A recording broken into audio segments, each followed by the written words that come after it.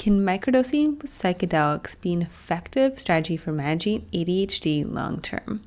That's the hypothesis we're exploring today. Welcome to Beyond Meds. We're unlocking ADHD management without medication, optimizing physical health, harnessing mindfulness, and biohacking for a med-free life. It's time to take a holistic approach and treat the whole person, not just the symptom. Welcome back to Beyond Meds, where we explore managing ADHD med-free. Today is a guest expert episode where I have a licensed mental health counselor, Vanessa Herzog, on, where we explore the effect of psychedelics on managing ADHD and is this an effective long-term solution? Vanessa holds a master's in arts with a concentration in body psychotherapy from Naropa University in Boulder, Colorado. She is a licensed mental health counselor in Washington State and has been a practicing therapist since 2020. She also holds a certification in animal-assisted therapy and a certificate in relational life therapy and is currently working towards completing a certificate on complex post-traumatic stress disorder.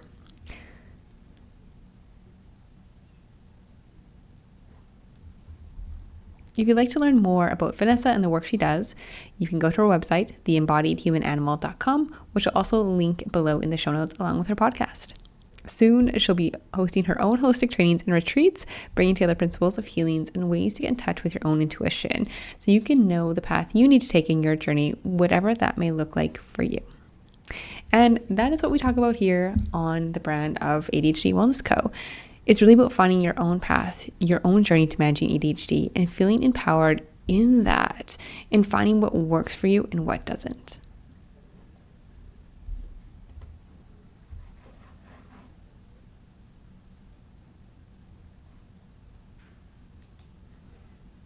And we explore that in today's episode. The concept of agency comes up, of you can supplement with natural supplements. You can use a psych medication that's prescribed. You can experiment with psychedelics and use that in your treatment plan. But it all comes back to agency. What's the intention you're bringing behind it? Are you approaching it with the idea that you're a victim to your ADHD, that you need this to be able to show up every day, to get done what you need to do because you have a defect, because it's a disorder and you need to get by? Or are you showing up in whatever treatment option you choose because you're choosing it, because you want to, you know this is going to better you? Or are you looking at it through a lens of personal power, of agency, of taking control of your own treatment plan?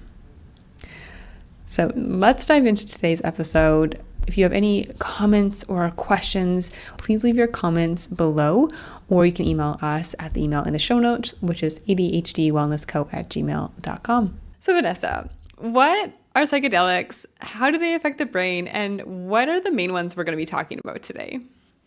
The word psychedelics comes from like a root of like diving into the psyche or diving into the soul. And that's why they're called psychedelics. But yeah, as far as like an exhaustive list, I couldn't tell you all of what counts in that. It depends on the person you talk to and the research being done. And I'm sure if you went into the science of it, you'd find you'd find an actual definition and then be able to pin it down from there. But for today's sake and what I have the most experience and awareness of would be like MDMA, LSD, and psilocybin, or magic mushrooms as one might call them. How exactly do psychedelics affect the brain? What exactly happens if we're to take psilocybin or LSD or MDMA? Sure. So we can go into there's like the subjective piece around like experientially what people tend to describe in terms of how it impacts their perception, their sense of self, the way they're thinking, the way they're feeling. And then we can go into these like the neurochemical impacts. So with all three, they're activating serotonin. They're working on generally, serotonin receptors. And for acid and mushrooms specifically, or psilocybin, it was working on the serotonin 2-HTP 2A receptor or something like that. It was like a very specific one. Whereas like with MDMA, it was a little bit different. It had a little bit more of the different kinds of serotonin receptors in terms of the way it was affecting the brain. What we see is with psilocybin, we're seeing that serotonin boost, generally speaking. And then there's the way that impacts the brain, particularly on what's called the default mode network. So that's like the part of your brain that's active when you're just in a resting state, you're just daydreaming, whatever. So it's this diffuse activation of the brain throughout the whole brain, but no specific targets. And so that default mode network is also where we get our sense of self. So what we see in psilocybin and also in LSD is there is a higher activation of that default mode network. And something that happens is like they called it a desynchronizing of that network, which means that through that diffuse activation, there aren't the same structures it relies on anymore in terms of how it's activated. So that's where we see that perception of self changing and shifting. So that would be with both psilocybin and acid LSD. Whereas with LSD, we're seeing an increase in serotonin and dopamine versus in MDMA, you're seeing an increase of norepinephrine, serotonin, dopamine. You're seeing changes in oxytocin, and even it was like vasopressin and some of those different like hormones. Yeah, and then with MDMA, what we see in the brain is we're seeing a lot of like the limbic system gets activated. In particular, like there's reduced activation of the amygdala, which is that like fear center, we could call it more specifically, and just like a lot more of the limbic brain activations. That tends to be that midbrain that developed after the reptilian brain. And that's where we see a lot of those sensory perceptual changes as well. Yeah. To summarize, and if I'm understanding correctly, on psychedelics, you're then not relying on routines or habitual patterns, but you're able to tap into what is more, like you said, your true self, like your authentic self of what's innate to you versus conditioning. Does that make sense? Yeah. Yeah, I think that's a good summary. Another way I might put it is so with something like LSD or psilocybin, your conditioned habitual sense of self is in the experience itself when on those vastly shifted out of your norm. And so your ability to witness yourself and witness the world changes. So you're no longer looking through the lens of, okay, here's me, I'm Vanessa, I'm looking at this world, this is how Vanessa sees the world. It's, oh, how might somebody else see this? How would I see this if I were a caterpillar crawling around looking at a tree? Like, you're really shifting out of that perspective. And even they've seen with psilocybin specifically, it shows that even as much as 3 weeks later, there's still a shift in the way that default mode network is working. In other words, there's a sense of that habitual conditioned self that's used to operating from this lens and seeing the world in this way and seeing the self in this way. And with that, right away, I'm thinking for someone with ADHD, when you're stuck in certain patterns or habits that are not serving you, or stuck in a victim mindset, or stuck in this is how it will always be a struggle, it always has to be this way, and being able to break out of that of this is just how I've experienced my life or the situation, and to look at it, hey, this situation could be better, or what I think is a poor habit may actually be serving me, or we can look at it in a different way and change that habit. Is that aligned? Yes. Yep, the brain is more open and malleable compared to how it would usually be. And you mentioned that, I can't remember the exact words you said, but my thought was on psychedelics, is like your nervous system activated anyway, or are you just more in a restful state to receive different perspectives? So I don't know what the research says specifically about that, but my kind of sense of that is A, there's no way your nervous system can't be involved, right? Because that's you're constantly neurocepting the world through your nervous system. And so of course it's involved, but I think that your nervous system involvement would depend on the context of set and setting and also what you're working through and the person and like the way they perceive things. But I think it would be more about so with all three of these, we see more activation in the brain than usual. And in that activation, it's less localized, right? So generally we would see, like for vision, we would see more activation in the visual cortex of the brain, right? But in something like acid or mushrooms, we're going to see more activation when we're looking through our visual lens in other places of the brain too, right? So that's where that like sensory perception shifts and changes in those. Added to that, you see much more connectivity in the brain, right? And we see like more connectivity between the left and right hemisphere of the brain, which generally it's not like they don't communicate, but there tends to be a lot less communication. And through that, I think that increases somebody's awareness to connect the dots in different ways. And thus, in that, they can see, like you're saying, oh, yeah, like these different systems and modes and how I manage my time are actually really functional in this way, and might, through that, decrease shame and allow somebody to have more compassion and acceptance for themselves. You mentioned your amygdala is less activated. Does this mean that you're turning off the fight or flight signal so you can then, like, my thought is if that's turned off, if I'm not in fight or flight, I can think more clearly, perceive things more clearly, be more intentional for what they are versus being stuck in that state.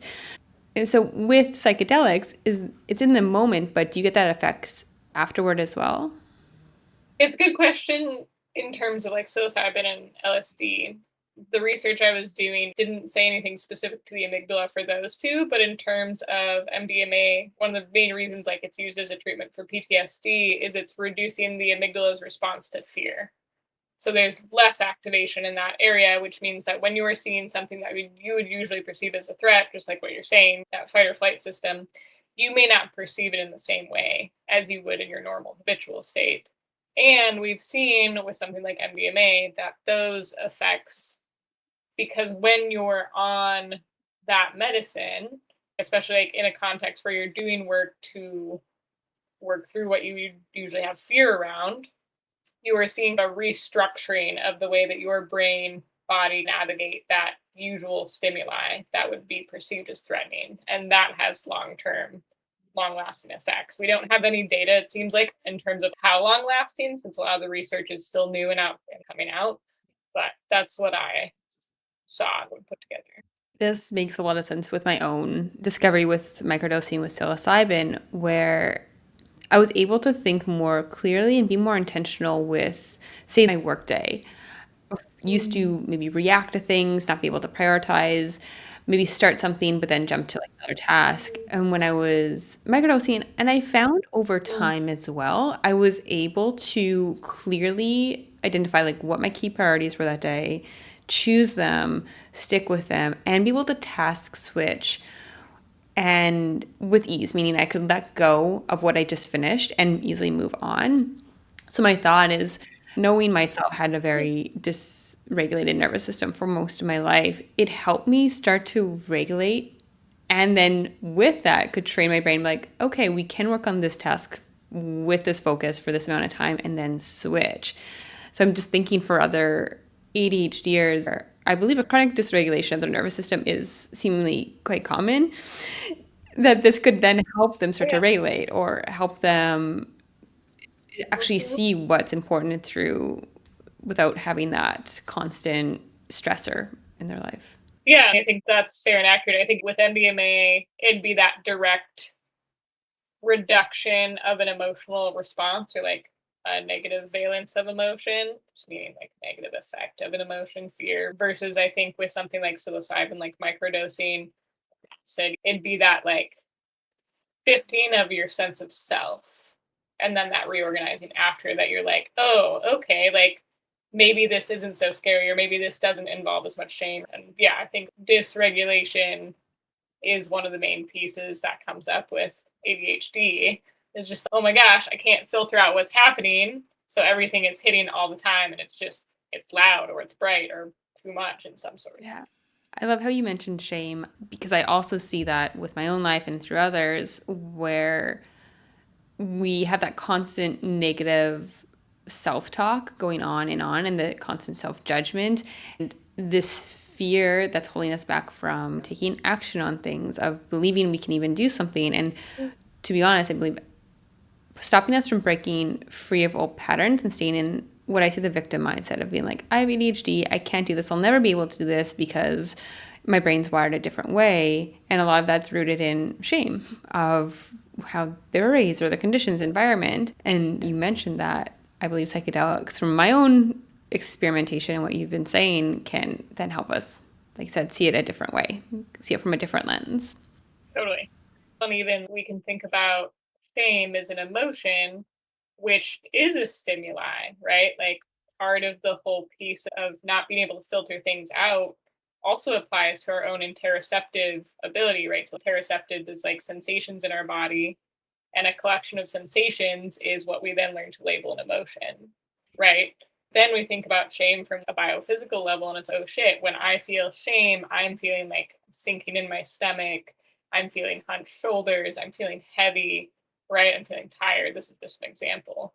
And so then it's, okay, shit, I'm feeling all these things internally. That in and of itself on its own could be an overwhelming experience for someone with ADHD, right? Because their brains, this is all happening. What do I do with it? Ah.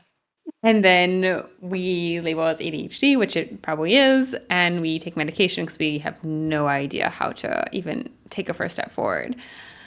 Sure. Yep. Well, we live in a Western capitalistic culture that says, here's a pill, here's your Band-Aid, it will make it all better. And it does with side effects. Yeah. It is a nice Band-Aid. It works. So I love to talk quickly about medication that's commonly prescribed for people with ADHD. I'm not sure your level of expertise on it, but what is, for the common psych medications such as Vyvanse, Adderall, Ritalin, what chemicals are in those versus in psychedelics? I believe meth is part of them. Yeah. Do you know the difference or the main differences? So that's not my forte, but the little bit I can speak to would be, so methylphenidate is generally what one of the bigger chemical components those have in them. So MDMA stands for methylene, hold on, wow. Methylene dioxymethamphetamine is what MDMA stands for. So it has similar effects. If you were to take something like Adderall and then you were to take MDMA, they'd be similar in that you would feel awake and stimulated, and they'd both be working to support your prefrontal cortex, like executive functioning, time management, things like that. But with MDMA, you see the impacts on serotonin and dopamine, right? And oxytocin, or like that cuddle kind of hormone, feeling love, feeling safe, feeling calm, and like vasopressin. But with something like Adderall, you're seeing a main impact on the dopaminergic system, which is that like reward system that allows us like really impact our motivation, stay with something, stay on task. So my thought is, if I'm understanding this correctly, that they work similarly on the brain, but what I'm taking from it is psychedelics that we're talking about today would help you restructure your neural pathways or your neural networks to make potentially long-lasting or longer-lasting changes, versus when we take a psych med such as Adderall or I assume Vyvanse as well, that has a Band-Aid effect. It's helping us in the moment to do what we want or think we want to do, but not creating a long-term positive effect. Yeah. Yeah, I think there's a much higher potential. This is an opinion. I think there's a much higher potential for something like LSD or mushrooms or MDMA to more long lasting effects due to that restructuring, due to that, like with MDMA, like reduction of fear around the pieces and being able to see the self differently, et cetera, et cetera. Whereas with something like Adderall or Vyvanse, it's not that it'd be impossible to see those same effects. And I'd be really curious because the general mean of use with something like Adderall or any other medication like that is you're supposed to take it every day generally and stay on it for who knows when. And so I'd be curious. I don't know if there's already research out there, but I'd be curious what it would look like to do something like that once as needed and then be doing similar work as you might do on acid or mushrooms. So in terms of the actual what would it do, what is the real answer, but that would be my guess, that you'd see more of those long-term results from psychedelics. And to speak to your question of what would it look like if you took, say, Vyvanse once a week or once as needed and still did the similar work, I did personally experiment with this. I don't have a full study because it's just myself, but I would take it and then would take it maybe 4 days later. So maybe twice a week or as needed. And I used it in a way of like, if I could do the work that I did the day before and get the things done I wanted to do and feel in control, let's make it seem like a placebo effect. Let's see if I can recreate that. Right. I would do self-hypnosis work and doing, being conscious of how I acted on medication and see if I could replicate it without. So I believe it did over time did help me, but it was a quick self-experimentation. Yeah, in my own use too. I've used my Adderall in that way too.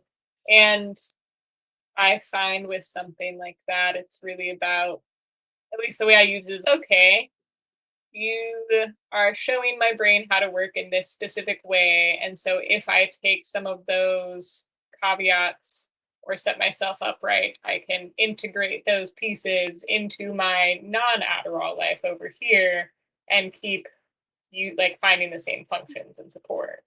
Yeah, Um, well said. and I do still think there'd probably be more limitations because the side effects of something like Adderall, Ritalin, etc., is generally more impactful from my experience and my Yeah, awareness. well said. That's my thoughts as well. But can we speak to the side effects? Because we know side effects of psych medication, and this is what I hear from a lot of people of why they want to look for alternative options is the side effects. So what about the side Mhm. effects of psychedelics, whether in like a treatment dose, Sure. a microdose? Like one of the main contraindications would be like if you have any sort of history of schizophrenia in your family, right? Because if you take this mind altering substance that shatters your sense of self and you don't really have a sense of self, what do you return home to? Like, where do you go back to, right? That has the potential to cause more fragmentation or loss of self for some people. And that might even apply to people that have pretty severe trauma, or with trauma, there's a fragmentation of the self generally to varying degrees. I think there's some of that could be in there with something like MDMA and probably also acid and shrooms. If you have heart issues, that would be something to be aware of, especially with MDMA, seeing as it acts like a stimulant, right? It's going to stimulate your body. So just like you would with Ritalin or Adderall, that'd be a potential contraindication is like heart issues, heart disease. Yeah. Again, set and setting is really important. So if you're going into any of these in a bad mood, that's likely going to impact your experience, right? It may get amplified.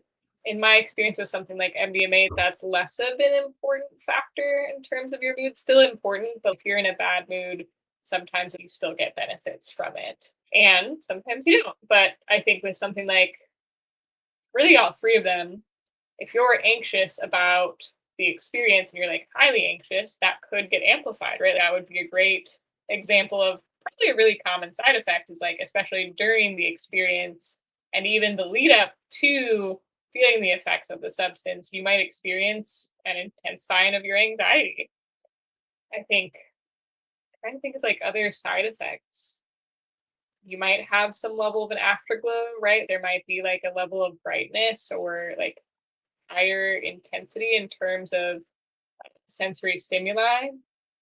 You might feel a little out of it initially, especially with something like psilocybin or LSD. Yeah, I think this is layering on what I know as a therapist, but my guess would be if you were living in an environment that isn't safe and you go and engage with something like that, and then you go back home to a place that isn't safe, that's probably a contraindication as well there. I always get asked, what did I do to minimize my ADHD symptoms to virtually nothing? How do I manage med-free? And although there are many contributing factors, which I teach on this podcast, there is one that stands out, which has made the greatest impact in managing my ADHD, along with contributing to me just being able to trust the flow of life more and being more at ease with it. And that is my daily self-hypnosis work, where I reprogram my subconscious mind to create new neural pathways. These new neural pathways support the life I want to create and have. I do this with the help and guidance of the 2E Magnetic program and app. The 2E Magnetic program guides me through these self-hypnosis tracks to work through, heal, and reprogram whatever I want to focus on, such as money and spending habits, health and body image, getting past procrastination, taking intentional versus impulsive action, and some of my other favorites, doing deep inner child and shadow work, both which have resulted in deep inner healing that have contributed to a decrease in my ADHD symptoms. Best part, it's at the fraction of a cost of typical hypnosis sessions, and I can do it in the comfort and safety of my own bedroom. Hands down, this is the best membership I've ever joined. And honestly, I tell everyone I know about on how impactful it's been for me and that I know will be for them as well. So I'm excited to offer you, as a listener of Beyond Meds, a 15% off discount on the membership. Just use the link below and you can sign up either on a payment plan or pay in full with that 15% off. Again, that's 15% off their membership to do self-hypnosis work and reprogram your subconscious mind to have the life that you desire. And if someone was listening to this and if they weren't familiar with psychedelics, I would think, oh, I just take some psychedelics and things get better. Similar to just popping a Vyvanse or an Adderall. But to my knowledge, you have to still do the work to make the restructuring. And I think this is similar for all psych meds, and I believe it's true for Adderall, that you can take it but still not be productive or operate as you want to in that day and still feel very ADHD or have those symptoms come in really strong if you're not focusing your energy in the ways you want to. So with psychedelics, how can, if someone was microdosing with it or used as a treatment, how do they actually use that to make it effective for them? With Adderall or Ritalin too, a lot of people are like, I'm going to take this and then I'm just going to be good at focusing. And they're not wrong, but they're not entirely right. Like, I have a great example of the fun little ways that Adderall can help you focus. I had gotten an oral surgery somewhat recently for an implant, and I was conscious for it, right? I was a little laughing gas or whatever, but I had taken an Adderall later that week, plenty of time after, and I was trying to focus on work. And instead, I was focusing on the sensations and the implicit memories of that surgery, like the sounds of my bone grinding, the gum being cut into. I could not shake it out of my head. I had to do so many breathing techniques, and I was just like, it won't stop. It won't stop. Like, I just kept focusing on it. So, great example of all that to say, you can take this, and if you just let yourself take it, you will focus on whatever the hell is in front of you. Like, some people get into like cleaning zone, and like maybe that's what they wanted, right? And that's great, but like sometimes it's not. And so then you're like in this giant rabbit hole and you're fixated with this focus and you're just doing this thing and nothing else exists. And then you come out of it as it's wearing off for the day shift and you're like, wait, I haven't eaten, I haven't drank water, I haven't moved my body, and I've been focusing on this thing that actually wasn't where I wanted to focus. So I think even with something like that, it's being really like aware of and intentional. Okay, I'm going to put my focus here today, and I'm also going to make sure I'm taking care of my body. And I think that's a huge piece, I would say, taking away with something like microdosing or any psychedelics really is just set and setting. Part of that is also the setting of your body. Have I eaten a good meal today? Does it feel good in my belly? Have I had enough water? Am I drinking enough water throughout? If showering feels really good to me, have I showered? Do I feel good in that cleanliness of my body, whatever that is? So I think those are really big pieces that stand out just in terms of caring for yourself in this setting. Taking care of your body is foundational for the work we talk about here. To manage ADHD med-free, we're talking about psychedelics are useful and hypnosis is useful, but out first taking care of your body, which we advocate for quality nutrition, adequate sleep, and stress management, then none of us really can land. Yep, it goes nowhere. Great idea, but we have no foundation to hold it up. Yeah, we can't just pop a pill. Yeah, huge. With microdosing, it's different than a full therapeutic dose. Generally, there's a variety of different ways to engage in the frequency and the cadence of the microdosing. Some people do it once and then they skip a few days and then they do it, giving your brain time to reset and work through what's happened inside your integration space. With microdosing, it would be similar in your kind of choosing, like I'm thinking about trying to have more creative problem solving. Let's say you're trying to have that support for your work or you're really trying to focus more. I would think that in a microdose, you would want to take it and then make sure that focus is in front of you and you can keep coming back to it and engaging with it. You would want to set an intention. And microdosing kind of being a little bit more diffuse in the sense that it's not as intense. I feel like this is a feeling I have, an intuition, but you wouldn't need to put as much of constraints around it. I think it would just impact your day to day a little bit more, whereas doing like a full therapeutic dose would be pretty different. Yeah, and I would say the general idea here to something like doing therapy. I think you can show up and be in therapy and like you'll have some insights and it'll be good and like you can make some progress or growth or whatever. You can do some healing. And if you aren't taking time outside of therapy sessions to sit with what came up, to integrate it, to really feel out what it means to you, to apply it to your life as is, then you're losing high potency of the impact of that work for yourself. Yeah, it's about integrating, doing the work, doing your part, taking that step further. Yeah. And then just jumping off that to set and setting, right? Choosing an intention, like what are you focusing on and how with any of these psychedelics, macro dosing, and your environment is your friend, right? Like the more you can set your environment up to support you, that setting again, the more you're going to be able to focus. What sensory up versus turned down to really support your focus. So like I'm someone that really likes to have certain kinds of smells, so I really like to light a candle. If there's bright lights, I can't focus, right? If there's words and songs that are on, I can't focus. So it's really finding, like experimenting with. You can have a little like sensory experimentation day. Okay, what sensory experiences do I like? What do I not like? And like just letting yourself like or not like them, and then setting yourself up for success with them, right? So setting the environment. And then there's this whole study they did. It's on like state trait anxiety. It's around studying. So like when you're studying for a test, if you set your environment up the same way as the test will be done in, you are much more likely to have more associative cues to pull up those different memories of the things you were studying. So likewise, like we would see with conditioning, like we see with dog training, right? If you set yourself up in a similar environment and you keep using that, then you're using the times that you already focused in that environment to cue your body, your entire system into a focused state again. So I think that's something that a lot of folks can overlook is just the importance of, wow, I really can use my environment to support me. Yes, it can hurt me. And there's also ways to have it support me too. And same with if you're taking a psychedelic, is like, hey, what am I going to need on that state that's going to support me having this best experience? Taking something like LSD or psilocybin, a lot of times people will put on eye masks to really support them dropping in and doing some deeper work. They'll have certain kinds of playlists, like, certain kinds of lighting, just thinking about those pieces in any of these places you're trying to do that focusing work.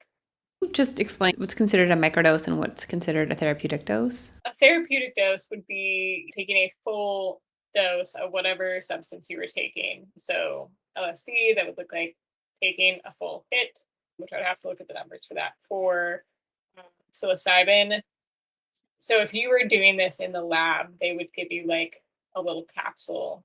I forget again the same number on, or it was like in micrograms, but you need far less psilocybin of like straight pure psilocybin versus you would with magic mushrooms. Magic mushrooms, you have a therapeutic dose somewhere between 2 to 3 grams. And there's some level of tolerance or your specific system, your body, right? Your body, who you are, impacts the level of impact. And then with MDMA, generally what you're seeing is a 0.1 gram is a full dose. And generally in the studies, they're doing a little booster of 0.75 grams versus a microdose. So I was trying to see if people are doing microdoses of MDMA. I have heard of it. I've tried it. It can be supportive. And like the idea of a microdose is that you're not experiencing the full effects. So like you're not experiencing any perceptual changes really. It's barely noticeable for a lot of people. And I think the level of it being noticeable depends on like your relationship to your body too. But looking at a research study, they're saying a microdose would be less than 25 milligrams. That would be less because at 25 milligrams, there's some perceptual changes. And they're saying that it can actually increase anxiety or have potential side effects around like having a headache or dizziness. It brings us back to those side effect pieces too for MDMA. But that's more while being on it. Yeah. Does that answer your question? Yes, thank you. Thank you. So if someone was wanting to start with microdosing, and I'm thinking of myself before I decided to, and this was probably about 4 or 5 years ago. And I love to self experiment. So for me to take that step forward and start to microdose, it's probably easier maybe for me, someone who looks forward to those things, and someone who is a bit more risk conscious, or that, yeah, it seems less common for them to do. So my question would be, how would they start? But before we go there, we talked about the intention. It's like, if you're taking a microdose, do you have to do your own work behind it to make it effective? What would that look like? Do you need to set up your day or set an intention behind it? And as I was thinking of this question, I answered it for myself in a very high level conceptual way. So I'd love to hear your remarks on it and maybe a more detailed level. Is when I was microdosing, and even when I was experimenting with psych meds such as 5-Ants and Adderall, the reason I believe they both worked for me in the way that they did to help restructure my brain is my intention was that I was choosing it.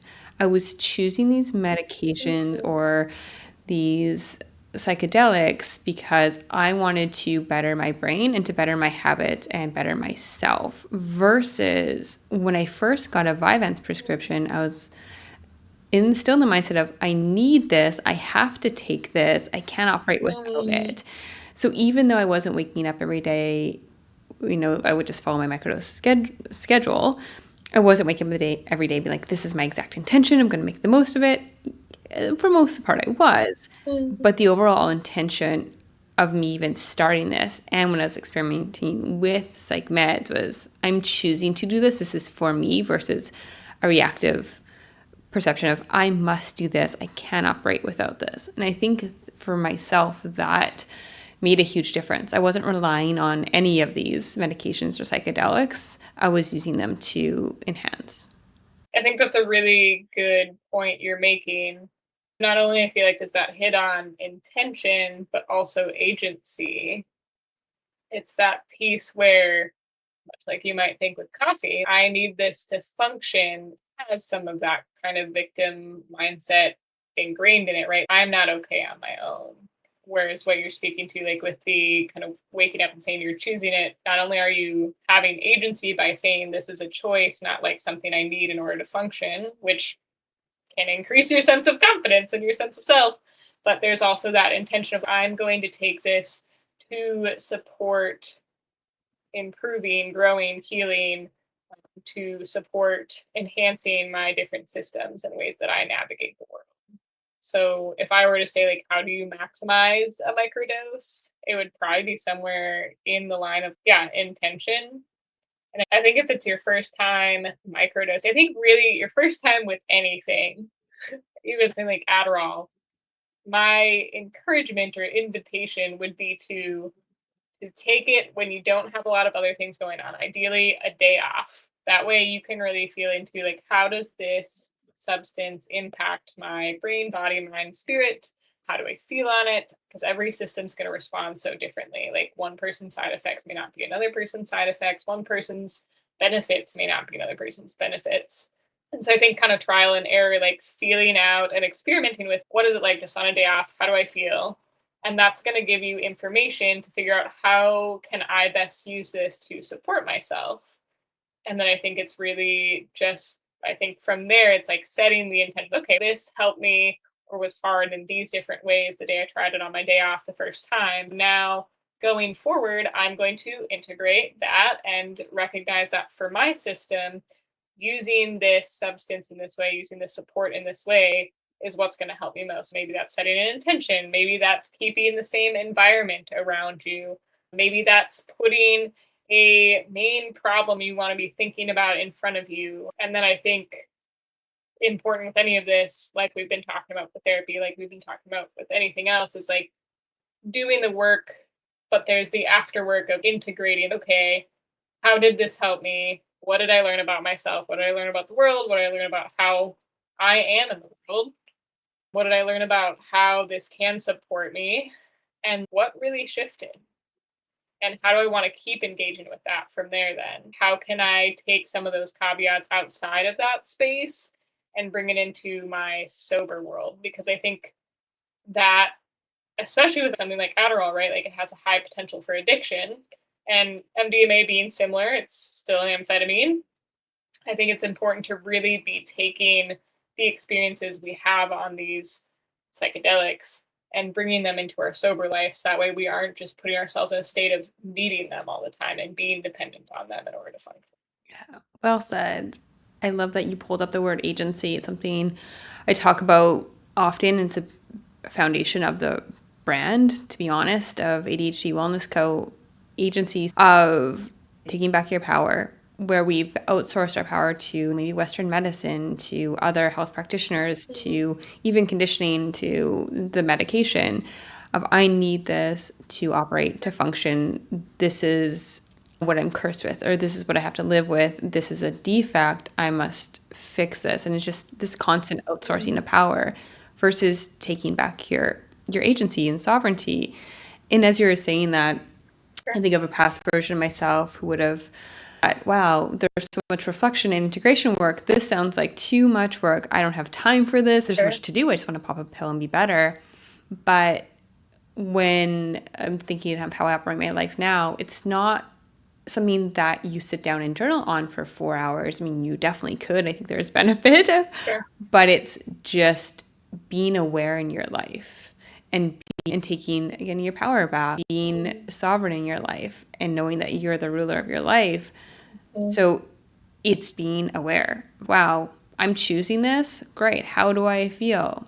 I have a choice in this. I can empower myself with more information. I can have the option to integrate this in my sober life, like you said. Yeah. Yeah. And I think the reality of what keeps us coming back to Western medicine time after time is in large part the convenience and the ease of it, right? Sometimes you just don't want to fucking do the work. You just don't. And so those things, those substances are there as a support in that way. And it's easy to lean into them. Microdosing is a potential option to have a little bit more of that kind of setup where like you can just lean into it and take it and have benefits. And I think you would see benefits from taking LSD or psilocybin or MDMA, even if you didn't do all the setup work, even if you didn't do the post work, there'd be some level of change. I know I grew up taking, it was definitely not pure, but like I grew up and took ecstasy at various points when I was younger, and who knows what was in them. But in that little cocktail, the pressed pill, I feel I did some really unintentional but deep work on some of my social anxiety. As an example, just being out and about in public spaces and like showing my body like, hey, people are safe and they're not all out to get you. So I think you can still see I experienced those benefits even without all of the extra support and work that was done around it. And if you're maximizing, then yeah, it's really like choosing to do that work. And especially when we're going to change something like our conditioned selves or our habits, right? That's going to be when the most work happens and has to happen.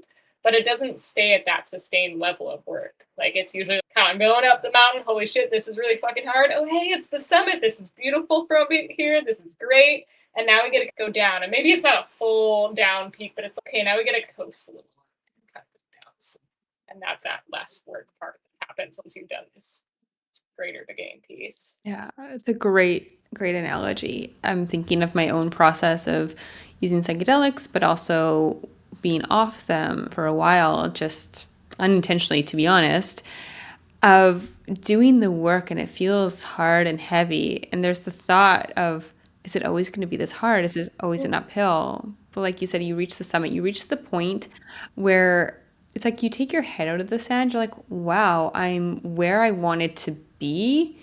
And now it feels good to be here until that next mountain appears in front of you, until that next pattern you want to break shows itself. And I trust when you follow your intuition and what's presented to you, you know what to work on next.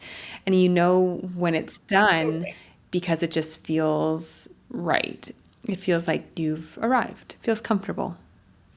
Yeah. Yeah. And sometimes we as humans too can be very nearsighted creatures and we're like, nothing's happening. Why is nothing happening? I've been doing all this work. And then it's like, why don't you look back at who you were a year ago? Were you the same person? What's changed? Sometimes just having that kind of extra little boost of time in between, we're like, oh, actually, yeah, a lot is different now compared to a year ago. So when it's feel okay, I've been going up this mountain forever. I'm tired. I don't want to keep going. Nothing's really happening. I'm just going up all the time. It's, hey, a year ago was different. And it's also okay to take a break, to rest, and more than okay. It's needed to keep having the energy. When I was starting this, what we'll call the work of just doing inner work, starting with microdosing, I would record videos to myself. And this was such a great way for me to see where I was. And you could write in a journal, you could fill out a questionnaire for yourself, whatever that looks like.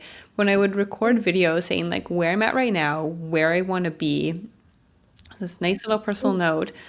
And then I would redo them every so many months and look back at them, because you don't realize, like you said, how far you've come until you look back. And to have some sort of concrete metric, a video, even a quantitative survey, whatever that looks like, is very useful if you are starting to do this self-work, whether that is with microdosing psychedelics or not. You see how far you've come, and you see the progress, and you see that it's working. I love that. I think that's huge on many levels, like showing yourself the work you're doing, and also just, hey, little buddy, look, it's happening. We're thinking differently about this right now. This is what it looks like and sounds like. And then a minute later, I'm like, oh, shit, that was real. That did happen. That's me. I can't deny that's me. And there was a difference. I think that's a fantastic idea. And you can see on a video how you present yourself too, because you can write certain words. And I've looked back on journals where years ago I wrote words that maybe I'm writing now, but it's how you show up in your own energy. That's where I noticed the biggest change. You're really getting to see and experience, especially experience yourself in that shifted energy state. How could someone explore psychedelics further for themselves, with microdosing or a therapeutic dose?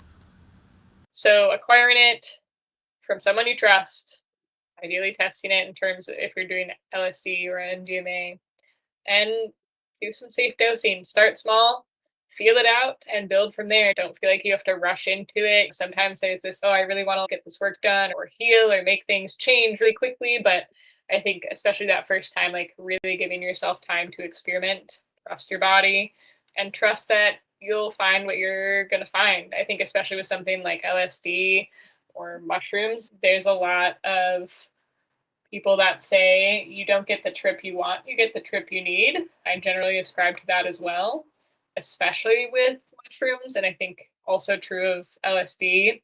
You will not get shown something that you weren't ready to see. So if something's coming up, trust that you can handle it. Trust that you were meant to have that come up now and that you're strong enough to sit with it. So at the beginning, I raised the hypothesis, can microdosing with psychedelics help with ADHD and help manage ADHD long term? So after our conversation here, I personally believe, in my opinion and what we talked about, that you can minimize ADHD symptoms through microdosing with, you said, doing the work, having an intention, and doing it, whether that's in a therapeutic or through microdosing. Of course, more research still to be concluded, but it sounds to me like it is a strategy that can be explored. Do you have a conclusion on your end, or is it still to be determined? I think that without seeing very specific research on the use of psychedelics for supporting ADHD, my own kind of hypothesis through anecdotal evidence would be that there are ways to use psychedelics to support building your own ways of focus and shifting and restructuring your brain to help you with that, to work through the different layers of that, like the shame we talked about. I think the intentions would be most helpful in that. And I think there's a pretty high potential that psychedelics can support not having to use traditional Western medication. Thank you so much, Vanessa. This has been so amazing to connect with you and hear about your expertise in psychedelics and how they can be used to help us come back to our truer selves and operate at a higher level. Thanks for having me. Appreciate it. I want to leave you with this from a conversation with Vanessa today. In her words, Give yourself permission to trust your own process, allowing your healing journey to unfold as it needs to. Reach out for support and don't lock yourself into just one kind of healing. Be willing to try new things and don't give up. Look back on where you were a year ago and remind yourself how much you have grown since then. I will link Vanessa's details in the description below. And we're complete. We'll see you next time. Much love.